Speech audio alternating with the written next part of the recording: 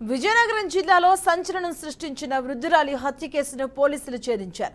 నిందితురాలు కలిశెట్టి లలిత కుమారిని arrest చేసి రిమాండ్కు తరలించారు.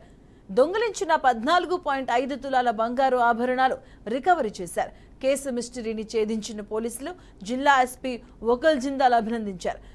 బాడంగి పోలీస్ స్టేషన్ పరిధిలో బాడంగి గ్రామం ముడుగ కాలనీ నివాసం ఉంటున్నటువంటి గడ్డ కృష్ణవేణి అనే వృద్ధురాలు ఇటీవల హత్యకు గురైంది. కేసును సవాల్గా తీసుకున్న పోలీసులు విచారణను ముమ్మరం చేశారు. ఇంటి సమీపంలో నివాసం ఉంటున్న లలితా కుమారిపై అనుమానం రావడంతో తమదైన శైలిలో విచారించారు. దీంతో అసలు విషయం బయటకు వచ్చింది. వృద్ధురాలు కృష్ణవేణిని చంపి ఆమె ఒంటిపై ఉన్న బంగారు ఆభరణాలతో పారిపోయినట్లుగా తేల్చారు. లాభాపేక్ష కోసమే హత్య చేసినట్లు వెల్లడించారు.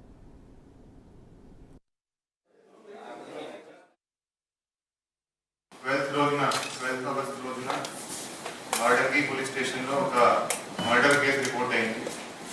ఒక 62 ఇయర్స్ ఓల్డ్ లేడీను ఆమె ఒంటరిగా ఉంటున్న ఇంట్లో చంపడం జరిగింది. చంపేసి ఆమె ఒంటరిగా ఉన్న గోల్డ్ అక్కడ నుంచి థెఫ్ట్ చేసి అన్నోన్ ముద్దాయిలు అది తీసుకువెళ్ళడం జరిగింది. దాని మీద మర్డర్ కేసు నమోదు చేసి దాని మీద ఇన్వెస్టిగేషన్ టేకప్ చేయడం జరిగింది.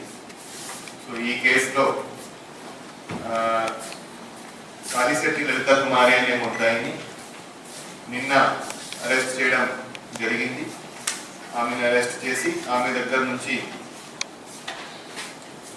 14.5 తులా గోల్డ్ రికవర్ చేయడం జరిగింది. 14.5 తులా గోల్డ్ వర్త్ అబౌట్ 2,85,000.